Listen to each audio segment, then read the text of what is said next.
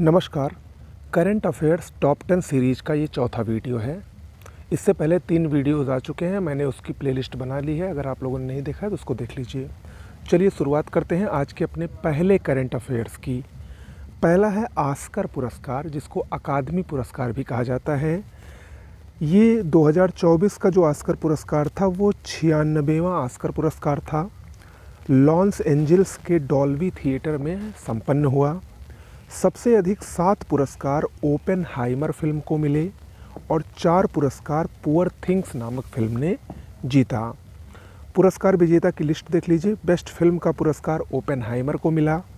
Best actor का पुरस्कार Cillian Murphy को फिल्म ओपेनहाइमर के लिए मिला। बेस्ट एक्ट्रेस का पुरस्कार एम्मा स्टोन को पुअर थिंग्स के लिए मिला।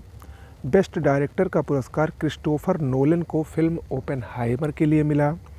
Best supporting actor Robert Downey junior Oppenheimer film के लिए। Best supporting actress divine Joy रेडोल्फ the hold overs के लिए। Best documentary short film the last repair shop के लिए। और बेस्ट इंटरनेशनल फीचर फिल्म का पुरस्कार द जोन ऑफ इंटरेस्ट को दिया गया। ये ऑस्कर पुरस्कारों में कुछ महत्वपूर्ण पुरस्कार थे जो कि परीक्षा की दृष्टि से महत्वपूर्ण हैं। आगे बढ़ते हैं आज के अपने दूसरे करंट अफेयर्स की तरफ। दूसरा जो महत्वपूर्ण करंट अफेयर्स है वो है मानव विकास सूचकांक 2022 ह्यूमन डेवलपमेंट इंडेक्स। देखिए, ये 14 मार्च 2024 को संयुक्त राष्ट्र द्वारा जारी किया गया। 193 देशों की रैंकिंग इसमें की गई है। भारत की रैंकिंग 134वीं है। आपको बता दें, पिछले वर्ष यानी 2021 में भारत को 135वां स्थान मिला था। यानी भारत ने पिछले वर्ष की तुलना में इस वर्ष 1 अंक का सुधार किया है। सभी जो 3 HDI संकेतक हैं जिस पे ये सूचकांक जारी किया जाता है, शिक्षा, जीवन प्रत्याशा और प्रति व्यक्ति सफल आय, इसमें भारत ने बेहतरीन प्रदर्शन किया है। जीवन प्रत्याशा भारत की 67.7 वर्ष हो गई है, जो कि 2021 में 67.2 वर्ष थी। स्कूली शिक्षा के औसत वर्ष 6.57 हो गए हैं और प्रति व्यक्ति सकल राष्ट्रीय आय $6,951 हो गई है, जो कि 2021 में $6,542 थी। वहीं इस सूचकांक के साथ साथ लैंगिक असमानता सूचकांक भी जारी किया जाता है। उसमें भारत का 108वां स्थान है और भारत ने इस सूचकांक में 14 रैंक का सुधार किया है। 14 रैंक का उछाल भारत में आया है। अगली खबर है लाल टिपारा गौशाला। देखिए, ये क्या है? ये मध्य प्रदेश के ग्वालियर में स्थित एक गौशाला है। ये भारत की पहली आधुनिक और आत्मनिर्भर बायो CNG प्लांट वाली गौशाला है। इसका हाल ही में उद्घाटन प्रधानमंत्री नरेंद्र मोदी द्वारा किया गया था। इम्पोर्टेंट है, पूछ सकता है। ओके, अगली खबर, ये भी बहुत महत्वपूर्ण खबर है। हाल ही में भारत सरकार द्वारा 5 भाषाओं को शास्त्रीय भाषा का दर्जा दिया गया। कब? 3 अक्टूबर 2024 को। कौन कौन सी भाषाएं हैं ये याद रखिएगा। मराठी, पाली, प्राकृत, असमिया और बंगाली। इन 5 भाषाओं को शास्त्रीय भाषा का दर्जा दिया गया।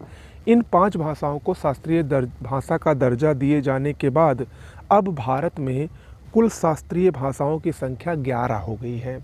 इससे पहले 6 भाषाओं को शास्त्रीय भाषा का दर्जा दिया गया था। वो कौन कौन सी थी? तमिल, तेलुगु, संस्कृत, कन्नड़, मलयालम और उड़िया। और अब 5 यानी कुल मिला के 11 भाषाओं को अब तक शास्त्रीय भाषा का दर्जा दिया जा चुका है। इम्पॉर्टेंट है, याद रखिएगा। अगली खबर है भारत और मालदीव। हाल ही में मालदीव के राष्ट्रपति मोहम्मद मुइज्जू 6 से 10 अक्टूबर 2024 तक भारत की यात्रा पर थे। आपको पता होगा, भारत और मालदीव के बीच में पिछले कुछ समय से काफ़ी तनाव की स्थिति चल रही थी। अब सब कुछ सामान्य होने पर मालदीव के राष्ट्रपति भारत की यात्रा पर आए हैं, इसलिए ये खबर बहुत महत्वपूर्ण है। बहुत इम्पोर्टेंट समझौते भी हुए हैं, जिसमें भारत ने $100 मिलियन का ट्रेजरी बिल मालदीव को दिया है। पहली चीज़, थिलाफुशी और गिरावारू द्वीपों को जोड़ने हेतु दोनों लोगों में आपस में सहमति बनी भारत और मालदीव में। थिलाफुशी में एक वाणिज्यिक बंदरगाह का विकास किया जाएगा भारत और मालदीव के द्वारा। रिजर्व बैंक ऑफ इंडिया और मालदीव मौद्रिक प्राधिकरण के बीच 2024 से 2027 तक के लिए मुद्रा स्वैप समझौता भी हुआ है, जिसके तहत मालदीव को अमेरिकी डॉलर या यूरो के तहत 400 मिलियन डॉलर और भारतीय रुपए के तहत 30 बिलियन रुपए तक की राशि प्राप्त करने की अनुमति मिल गई है। ओके, तो ये जो करेंसी स्वैप वाला समझौता हुआ है ये बहुत ही महत्वपूर्ण है।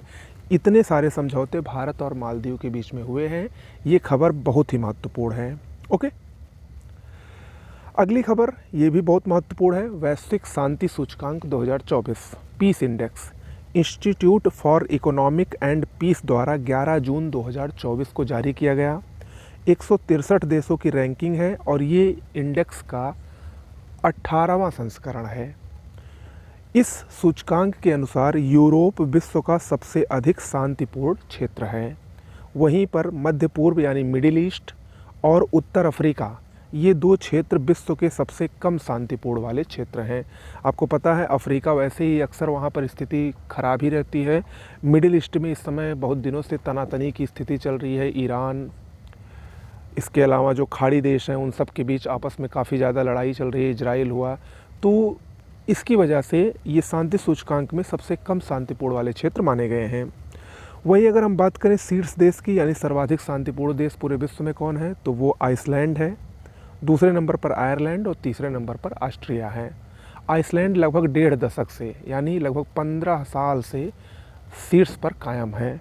कहाँ पर? शांतिपूर्ण में। ओके, अंतिम स्थान यमन को दिया गया है। भारत का स्थान 116वां है। भारत का स्कोर 2.3919 है। ओके, विगत वर्ष की तुलना में भारत ने 1.6% का सुधार किया है।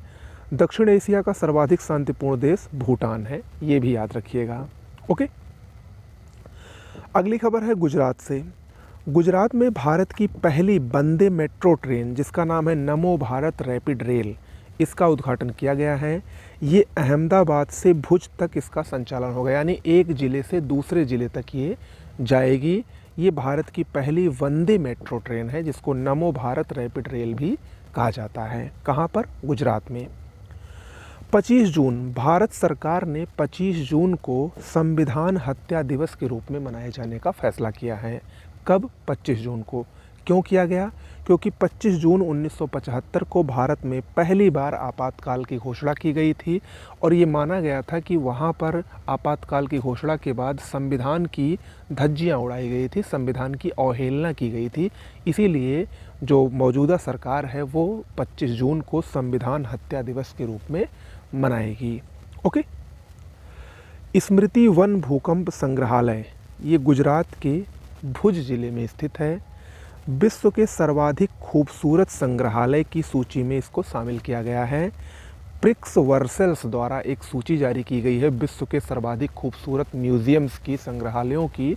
उसमें स्मृति वन भूकंप संग्रहालय को भी शामिल किया गया है। कहाँ पर स्थित है? भुज, गुजरात में। ओके, आज की अंतिम खबर है सेला सुरंग। सेला सुरंग क्या है?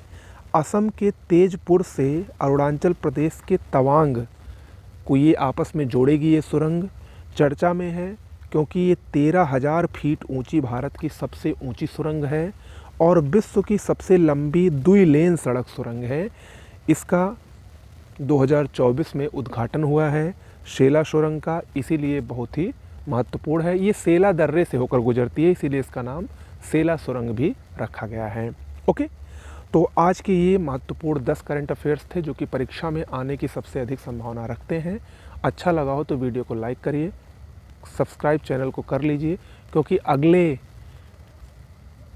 PCS एग्ज़ाम, RO एग्ज़ाम के लिए अगर आपको सबसे बेहतरीन मटेरियल चाहिए तो आपको हमारे चैनल पर ही मिलेगा। नमस्कार।